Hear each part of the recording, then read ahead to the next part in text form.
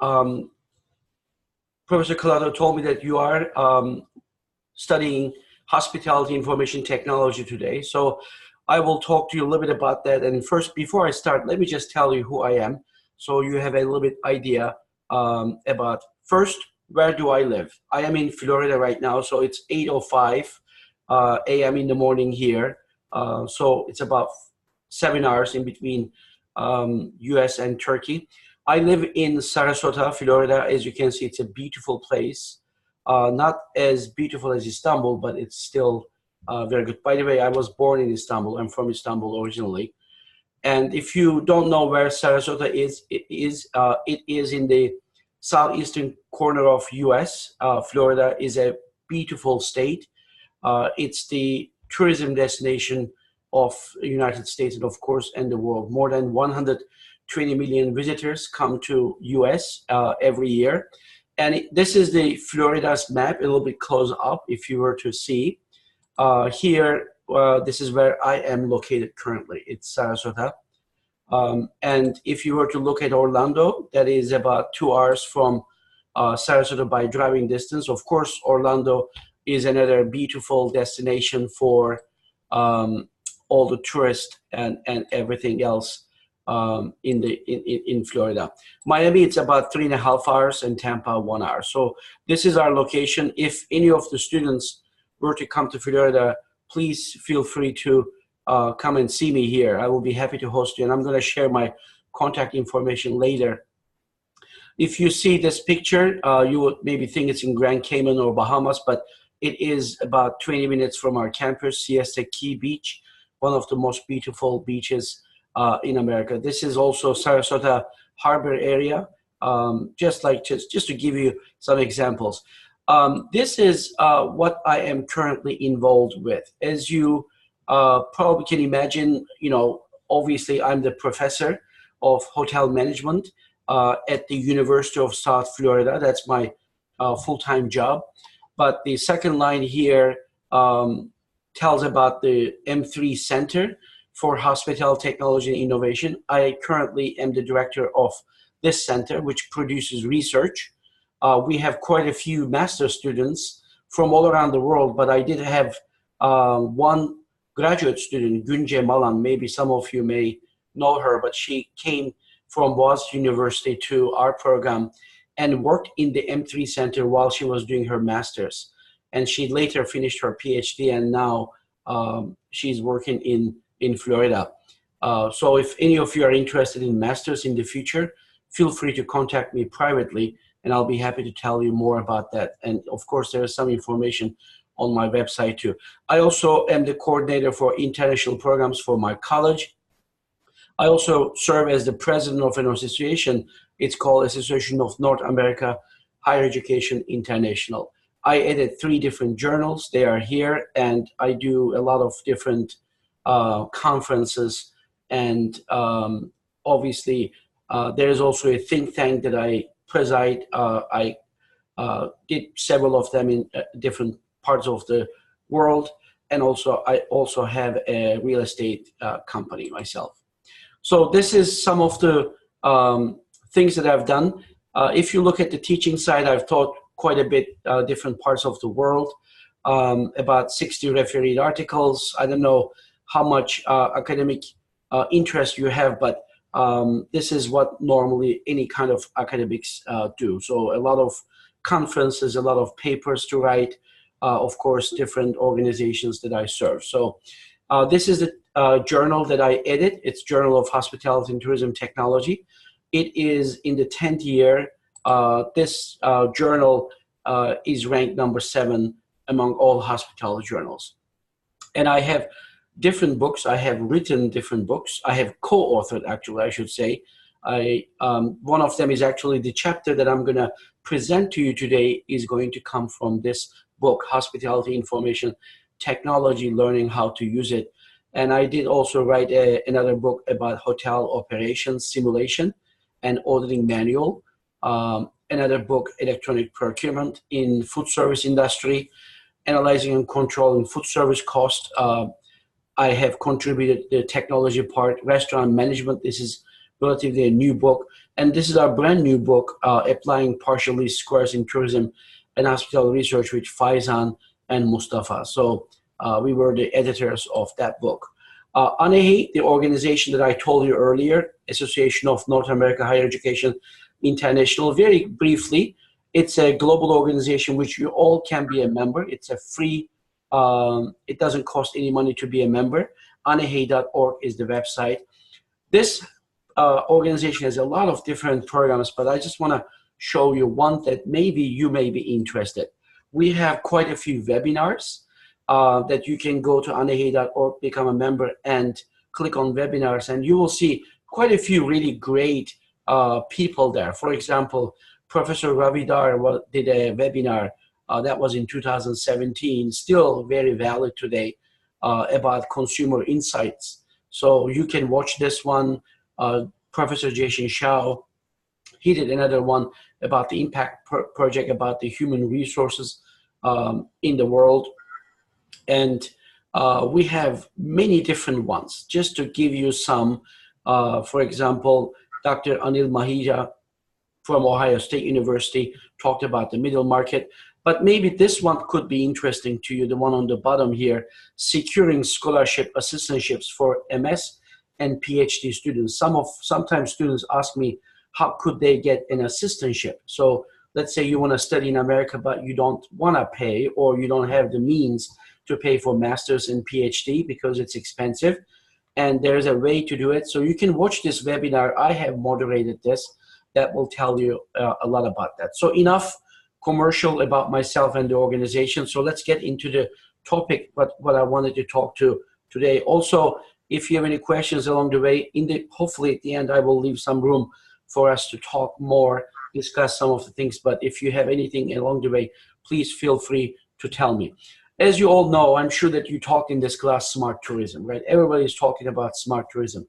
So what is smart tourism? Smart tourism is the way to enable tourism, making it more efficient, quicker, cheaper. So that's how I define it.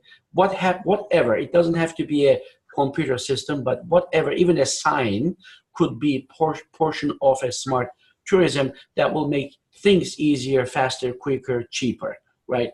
So today we are going to talk a little bit about just these two parts here, hotels and restaurants. Mainly hotels, a little bit of the restaurants. Just simply reason is the lack of time. Normally, just these two topics here, hotels and restaurants, we spend a semester. You can spend a semester. Obviously, every single component here can take a lot of space. But I just want to ask you one question. Okay, what is this? What do you see on the picture here? Can somebody tell me what is this? Fruit basket. What's that? Fruit. Yes, fruit basket, right? You can find this in different hotels. When you go, some hotels have it as standard procedure like Mandarin Oriental. Some hotels give it to their gold members or whatever. So I always ask this question. Look at this fruit basket. If you were to go to the room, just think about it, okay? Let's say that you check into your hotel, it's 4 p.m., 5 p.m., and you see this beautiful, nice fruit basket. Which fruits would you eat? Like, can anybody tell me what would be the first fruit that you would probably pick here? You see there's grapes, there's banana, there's apple, orange, strawberry, and a pear. What would you touch? Which one would be your first? Grape.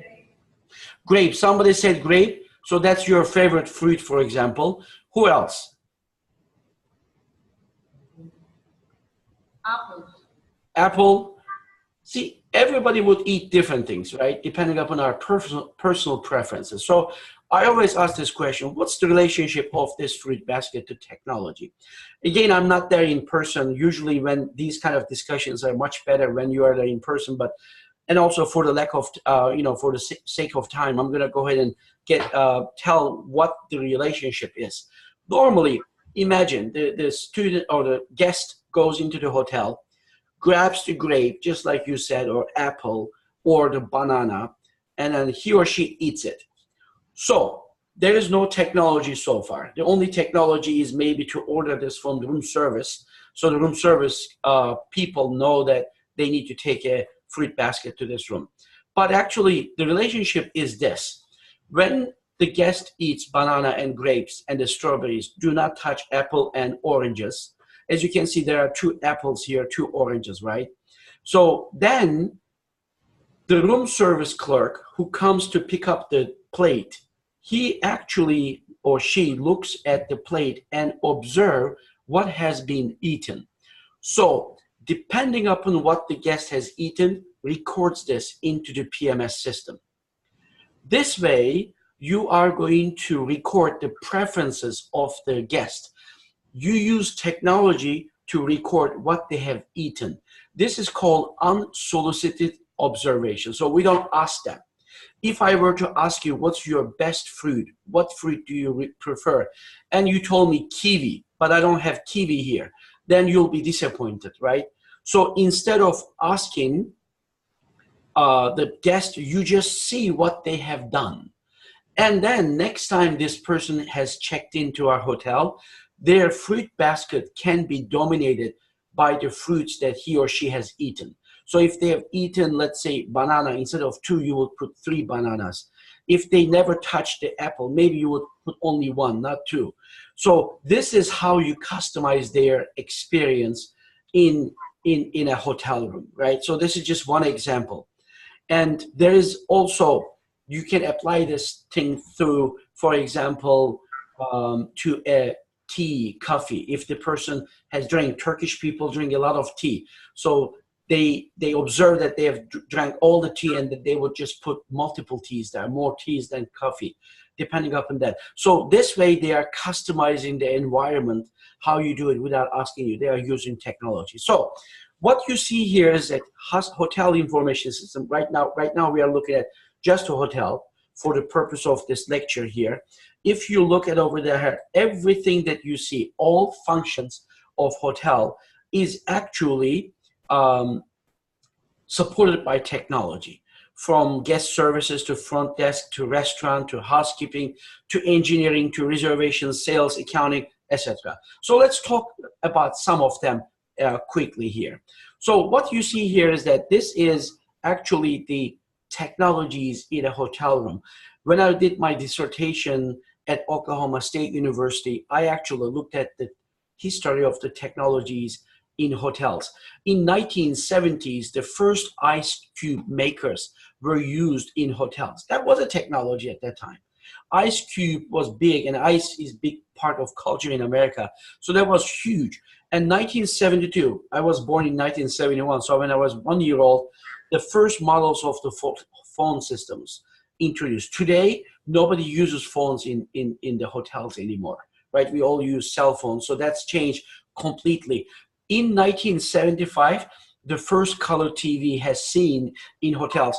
By the way, how I got these technologies, I looked at the magazines of hotels back in the history, and I looked at the ads. Whenever I start seeing an ad, this is the date that I recorded that this technology started to be used in hotels. Look at that. Electronic air cleaners in 1979.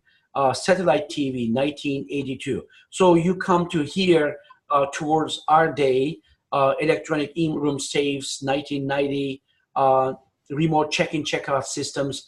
And today we're going to talk some of the technologies that we are seeing. So IT is part of the business now in hotels from A to Z. Regardless of what you're doing, everything is supported by IT, even our personal lives. So in a hotel, what are the systems? There are so many different systems. As a matter of fact, there are 65 systems. Look, this slide shows you all these different systems just in a hotel. So this is the heart of the hotel PMS system, property management system, check-in, check-out software. From here to corporate reservation system, CRS, then global reservation system. And of course, it's connected to travel agents, global reservation systems like Amadeus, Galileo, all these different systems, WorldSpan. And if you look at over here now, we go into the accounting system and pay-for-view system the hotels may have for video and hotel. Some of these systems we are going to talk in this lecture. But again, I don't have enough time to cover all of them. But I'll be happy to provide the slides to you if you're interested. I also have some videos. I record them, and anybody is interested. So there's a lot of long distance calls, which doesn't happen anymore. PBX switches, in-room energy control. Of course, this side on the bottom here is the restaurant system. So in a typical full-service hotel, you have about 65 different systems. In a limited service hotel, where there is not dinner, lunch, just let's say bed and breakfast, there are about 35 different systems that supports the operations. Property management system, as I said, that's the heart of check-in, check-out, just like you see in this picture. This is what happens. It started 1970s. Sheraton used it first. At that time, it had only 12 megabytes of storage. Today, your phones have gigabytes and gigabyte space. And if you look at today, there is more than 80 different companies. These are all of them. Obviously, I'm not going to go into of them, but Fidelio Opera is one of the world's leaders in PMS system, but there's so many different ones. And Inroad here is the one that I use in my class, and I also make it available to other universities. Central reservation systems, this is a busy slide, but that's where we were making the connection here. This is you connect your hotel. This is your hotel level here, and you connect that to the corporate reservation system. Let's say you're part of a Marriott or Hilton. So the Ritz-Carlton Hotel in Taksim, Istanbul would be here, and the Marriott system or Marriott.com, 1-800-Marriott would be the corporate reservation system right here in the center. So this is what the central reservation system tells us. And central reservation system is connected to global reservation system. This is when you go to Expedia.com and then you get a hotel there, a Marriott hotel or whatever that might be, that goes into the central reservation system, which goes into the property management system. That's how you actually get the reservation. Of course, there is all these different variations now, like OTAs, online travel agencies such as Expedia, hotels, Travelocity, Orbitz, you name it. There's so many different of them. And global distribution systems, these are the solutions, electronic solutions to reserve a wide array of travel-related services, not just hotels, but air tickets, car rentals, etc. Today, GRS's global distribution systems actually allow you to book even services. Let's say you go to San Francisco, somebody will take you to different parts of the city, etc. Some of the examples of global distribution systems: Sabre, Galileo, Amadeus, and WorldSpan. And there's a new one also being developed in China as well. So this is originally started by airlines, later extended travel agents. Today, GDSs are available to you, right? So if you go to Orbitz, you actually have access to GDS, which we didn't have in the before. So CRS can be linked to GDSs. That's how most of the hotel chains actually give value to the hotels. So there is, of course, there's a cost to use it to the hotels, but it's usually very, very good. OTAs, I'm sure you all are very familiar. Booking.com. I think in Turkey, what's the biggest one? I forgot, but there's one in Turkey that allows you to book different travel services. Opaque travel agencies are another part of the hotels. These, like Hotwire is a good example. These websites actually do not show you the brand of the hotel to protect the brand integrity, right? So you don't want to sell a Marriott for, let's say, $50. Normally, let's say a Marriott, the average daily rate is $150. But by doing this, because hotel room is very perishable, so once today is gone, you can't sell hotel room tomorrow for yesterday, right? It's gone. So hotels are using different techniques. Opaque travel agencies is one of them. In this model, you don't see the hotel brand until you book it. So it says to you 3-star hotel, 4-star hotel, and then you can do it. Flash sales websites, time-limited deep discounts. Again, this is all with the perishability of the hotel.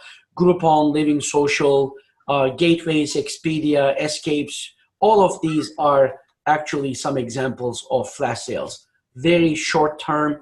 And again, there is a lot of discussion, research to see that if that really damages the hotel brand or helps. But I'm not going to go in there. There's quite a few researchers who focus on this area here.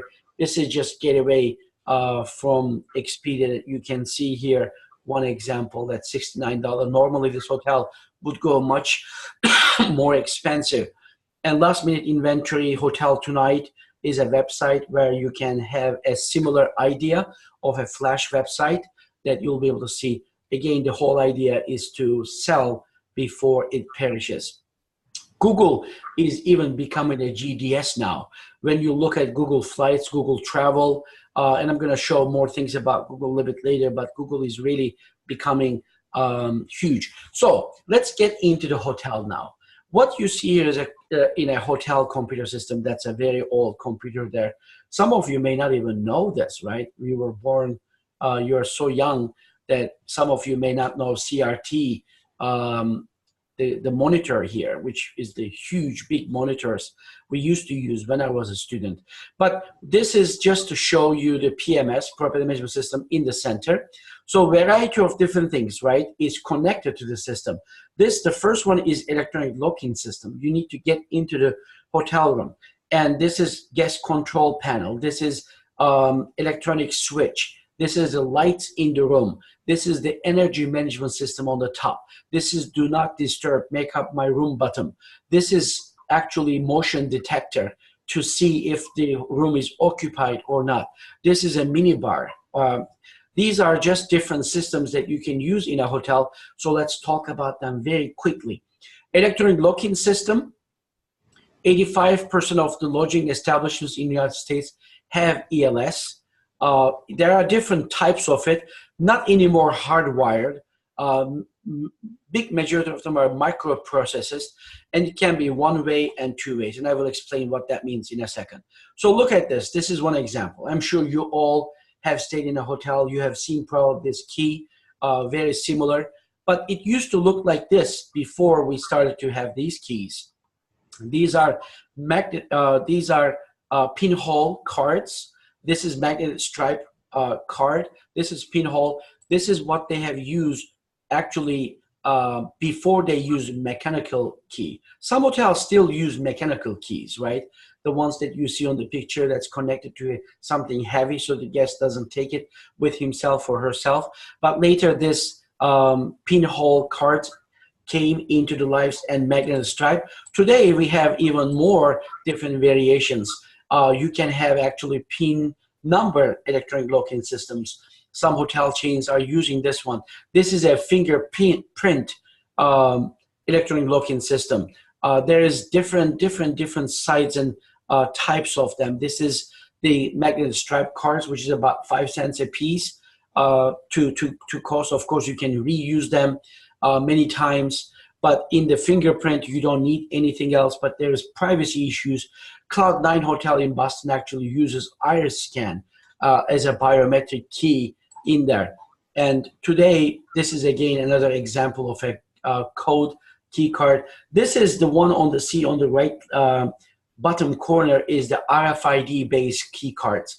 So these are the key cards that you don't have to insert. You just wave like this, and then it will just open the door for you, just like you see in the pictures. This is the called RFID. RFID stands for radio frequency identification cards. And today, the most advanced technology is actually doesn't require a key.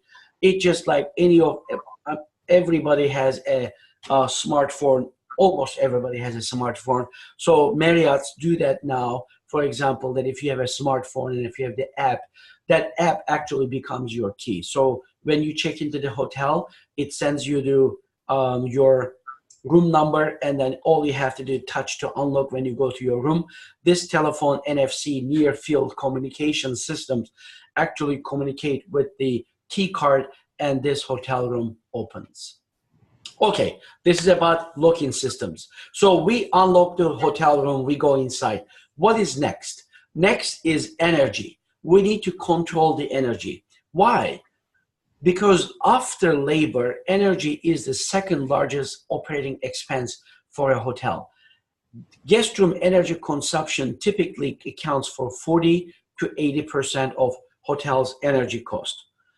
So, for example, there is a digital thermostat. You can put a digital thermostat. It can be dumb, not smart. So the guest turns on, turns off. This is obviously available in some hotels, but it's not very smart, right? We are talking about smart hospitality here. So what we need actually is different energy management system types. There are some of them centrally controlled. If you go to China, almost all of the hotels are centrally controlled because of the country, right?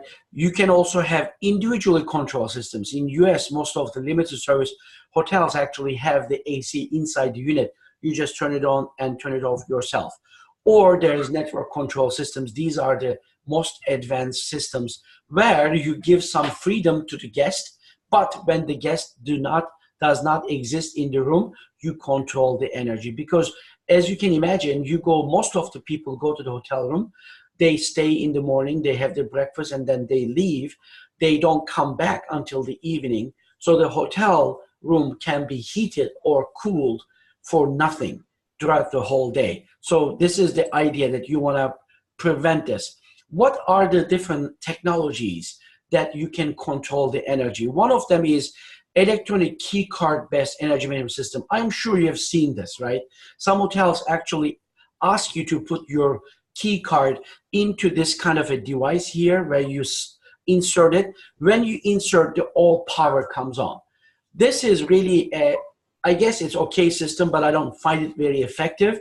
The reason is that instead of this key card, you can actually put anything, your business card or another key card, and then leave it over there the whole day. Of course, guests they want convenience, right? They don't want the room to be too hot.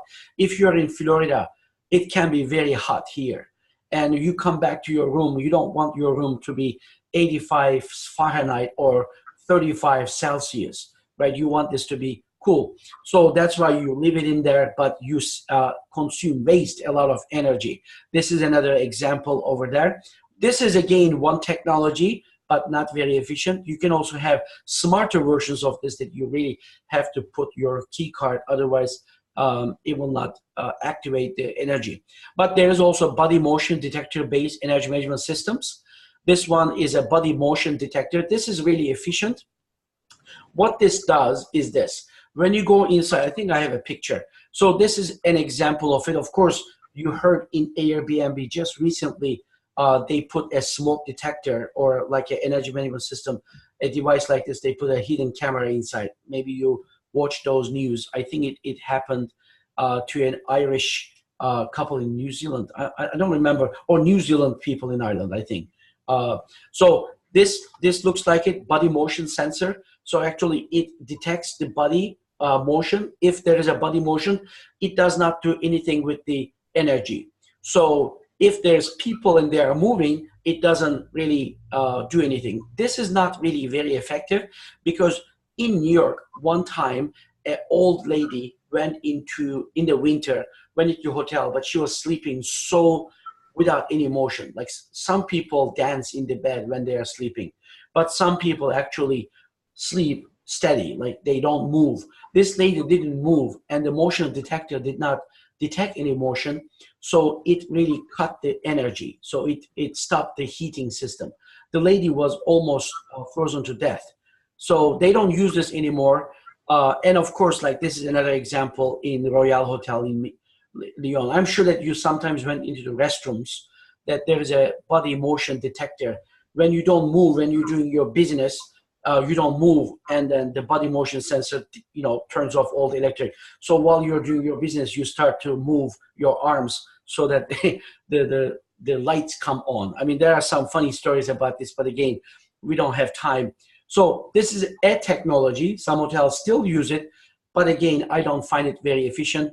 What I really find efficient is this one, body heat detector, because this one doesn't require to be, you don't have to move, and you don't have to put this in a visible space. So you can hide this in a closet. So there's no security, privacy feature, problems. Some people are, because whenever they see a device like this, they may be scared that, oh, somebody is watching me. So body heat, it detects the body or human or animal heat. If there is a body heat inside the guest room, it doesn't do anything. Let's say the guest leaves, there is nobody in the room.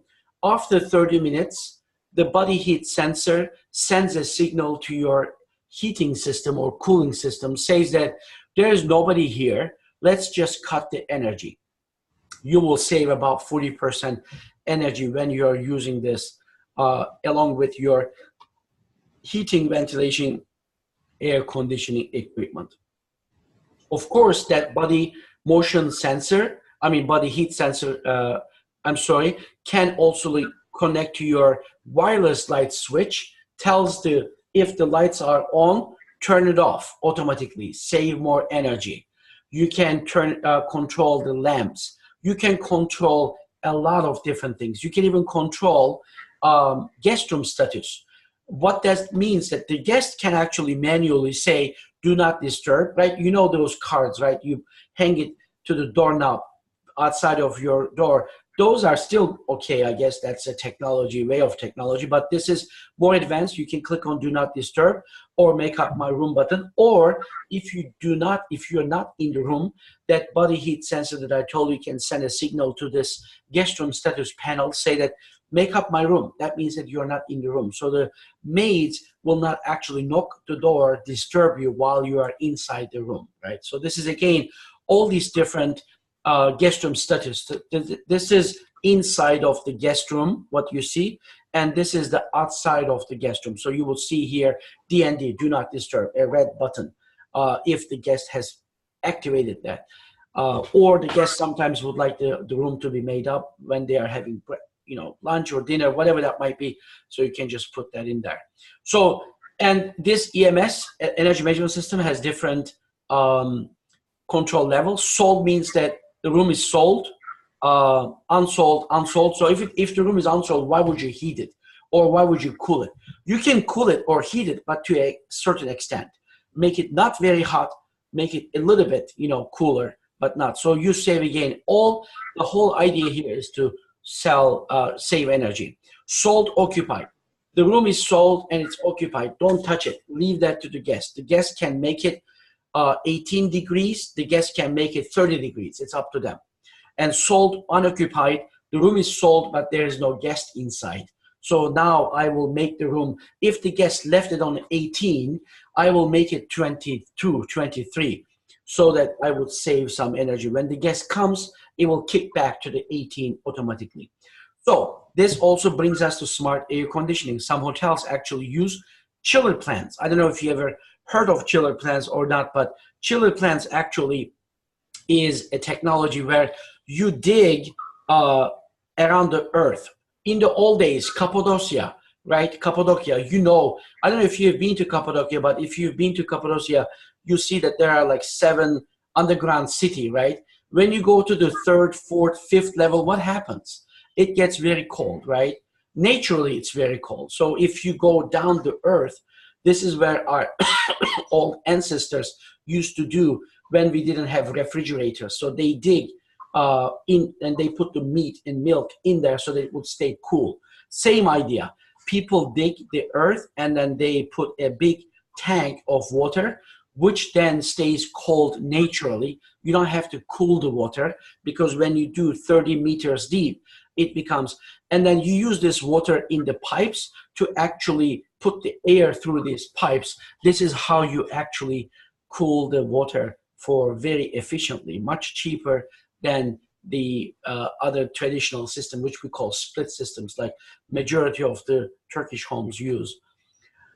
Okay, so that's enough. Let's go and move along. Now we finished the energy. Talk about minibars. There are traditional minibars. As you know, the minibar clerk comes here. They put all the ingredients like the soft drinks, alcohol, whatever, and they check on a daily basis for the occupied rooms. So this is, I guess, okay, but not very efficient. There is a different version of it. It's called semi-automatic minibars. In this case, you don't really know what the guest has consumed, but you know that if they open the door. So if they've never opened the door, then you don't have to go to that room. The guest did not drink or consume anything, right? So this is one way of higher than this traditional minibar. And the more efficient one is automated minibar. In this one, you actually have spaces in the minibar, as you can see. And then as the guest takes something out, it waits for 30 seconds. If the guest doesn't put it back, it automatically charges into the PMS system. This is another example in Wynn Hotels in Las Vegas. Not only just the drinks, beverages, but also you can actually use different cookies, peanuts, and etc. from there. As you take it, this does the same thing again. There is a sensor. It understands that you took the item and does it. So you have a diagram like this, you know what you put. And if you did actually use it, so there is different versions. This is a two-door version because some guests would like to bring their own items, their water, maybe milk for the baby formula, or their own fruits. So they can use this part and you can use this part over here. And after the guests have consumed what they have consumed, and you can actually get a very detailed report like this one. Location 11. Location 11 means this one, for example. 1, 2, 3, 4, 5, 6, 7, 8, 9, 10, 11. So this is, you know that if location 11 has been consumed, that was an important beer, and you charge that to the guest's folio automatically. And you know every day how many has been consumed in the whole hotel, so you can put that in your cart. And then when you go to the rooms, you know what they have eaten or drink, consumed. So this is only what you can take inside the room. So it makes it very efficient. Of course, this is for full service hotels. I've got about 15 more minutes. In-room safes, they are pretty common, not very efficient, but there are different technologies are there with fingerprint, or you can use your room key to open them, or a code, which is the most common one. PBX, we don't really use this anymore, but PBX is where you manage the hotel telephone lines. In the old days, the hotels used to have a telephone line and then had 10 lines or 20 lines. So if you call, let's say 212 Istanbul 511-5555, if that one was busy, you need to call the next number 5657. PBX actually allows this to call you one number. It puts the different calls at the same time to different numbers. This is what it used to look like in the beginning, right? I didn't work in a hotel like this, but I do remember this. So when the hotel came, the operator actually connected the room to the room by doing these cables. Today, this is what PBX looks like. It's all software. There is nothing to be done when the calls come into the hotel. Of course, guests do not use the hotel phone for outside calls anymore because everybody uses their cell phone or WhatsApp or whatever that might be. But it is definitely a system that's used. Wake-up systems, there's automatic wake-up systems, there's interactive TV wake-up systems, or you can even have an alarm clock in the hotel, or combination of variety of different ones. Or you can have a manual one. So again, I'm not gonna go, I'm sure you are very familiar. In-room entertainment systems is another technology inside the room. Let's talk about some other ones very quickly. This is a guest room control panel next to the guest. So the guest can control the lights, the temperature, and even maybe who came into the door. So this is Clucky. I don't know if you have seen this or not, but Clucky is an alarm clock that actually moves when the time comes. So this is for the guests that are heavy sleepers. They cannot. So this alarm clock actually starts moving, gets off from the table side, starts moving to different places. So you have to basically, literally, have to get up from the bed and find Clucky because it goes into random locations, and then turn it off, right? So this is one. Any field battery chargers, there's battery chargers now in hotels, different versions. This is the old one, but now hotels actually provide you some cables or even a USB. Flame-free candles, this is all electronic, by the way. You can turn this on and off with your app on there. We see this before, do not disturb, make up my room card. Again, this could be electronic. This is emergency light system that you can put this in here when the lights are off. If the battery operated light comes in and helps the guest. This is a digital door viewer. Some hotels do have this instead of the peephole that you press the button and there's a camera outside of the door. It's a fish eye camera, so you can see underneath. And also you can transfer this picture into your TV. So when you're in the bed, if somebody knocks on the door, you can see outside of the door and you can unlock the door if you want from your bed. Everything, you know, this is Maslow's hierarchy, right? So as you know, it started with psychological needs, safety, security, goes like this. But today, battery, all of you are so, we are all so much attached to battery.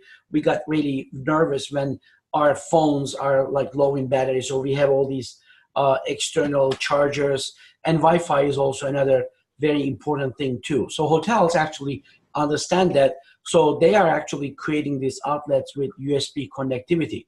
And it needs to be right next to the bedside, right by the desk.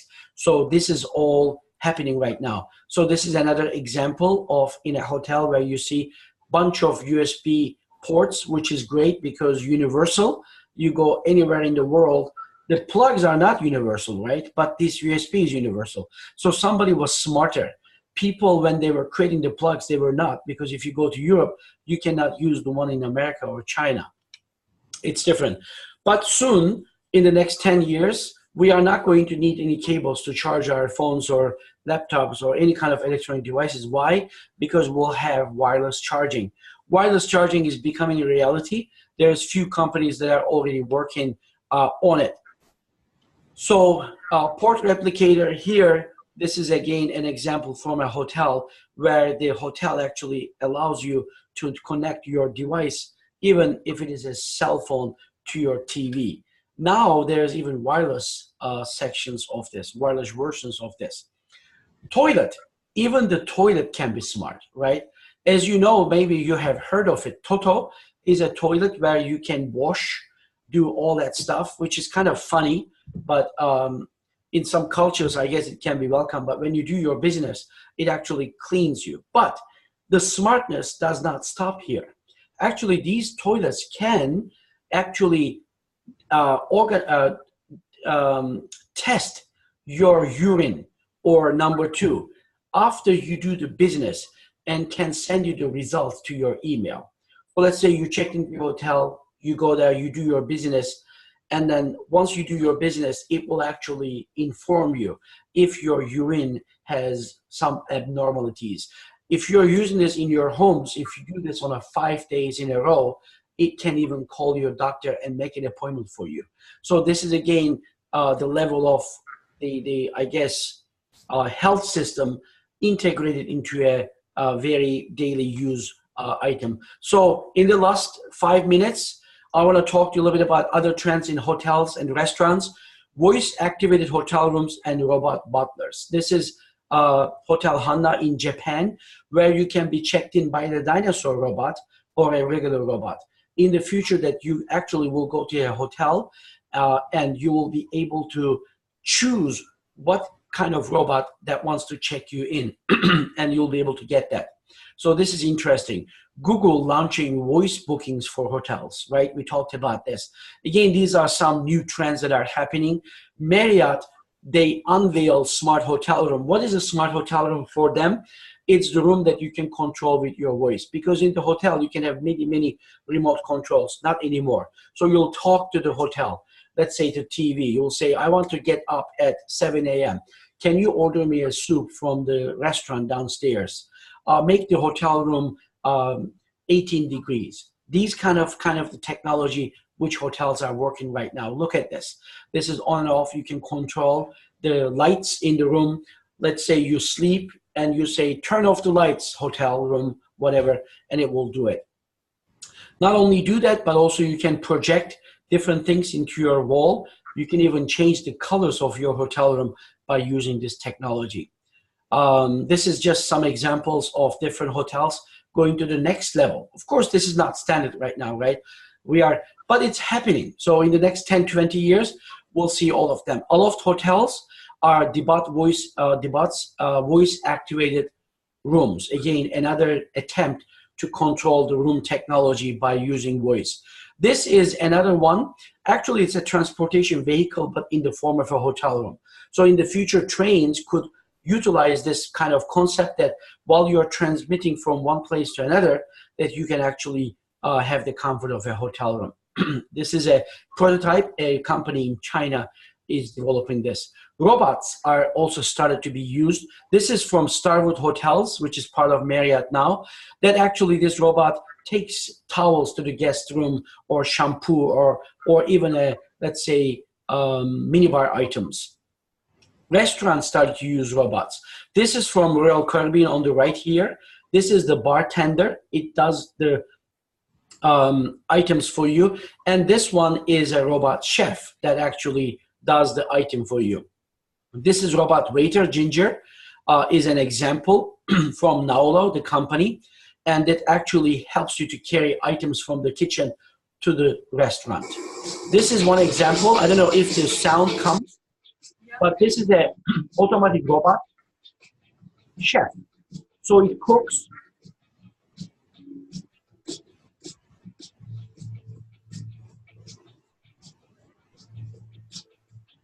You got the idea here. Again, for the sake of time, I'm not going to let the video go, but it cooks by itself and then it delivers that too. Again, it's using China.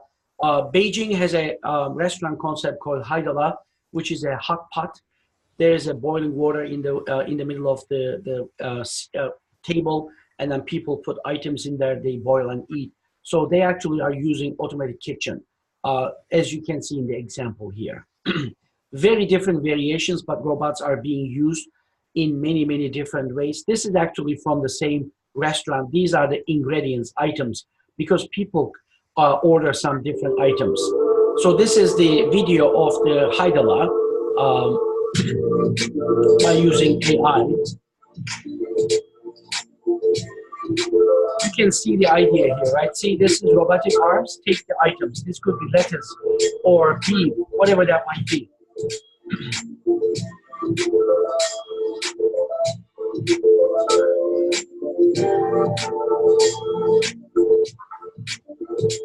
And then delivers to the guest, right? So this is, there is more and more. This one, preview dishes before ordering. I don't know if you have seen it, but you can see the server brings the item. Then you can see a three-dimensional view of the food item there. Again, interesting, but it's again taken to the restaurant technology to the next level there. Pizza Hut delivery truck. Actually, this truck, when you take the order, by the time you go to the delivery address, it makes the pizza automatically, 100% humanless. When the pizza arrives to the place, it's fresh, very nice. In hotels, you can use Internet Protocol TV, which allows you to customize the TV channels based on the nationality of the guest. I'm Turkish, the first 10 channels will be Turkish. If a Russian person goes, this is virtual reality. Marriott actually plays with it. This is a what they call dream bed. Again, this is a prototype, but before you go into this bed, you can say what kind of dream you want to see. It actually makes you see that dream. That's it. I think the perfect time. We have got 5 minutes left. So this is my contact information. You can have my email, Skype, Twitter, Facebook. Unfortunately, oh, this Facebook, yeah. Facebook, I don't have any more room to add additional people, but you can follow me, or obviously you can go to my website, etc. Thank you so much for your attention. I guess we have maybe a few more minutes. If you have any questions, I will be happy to take them.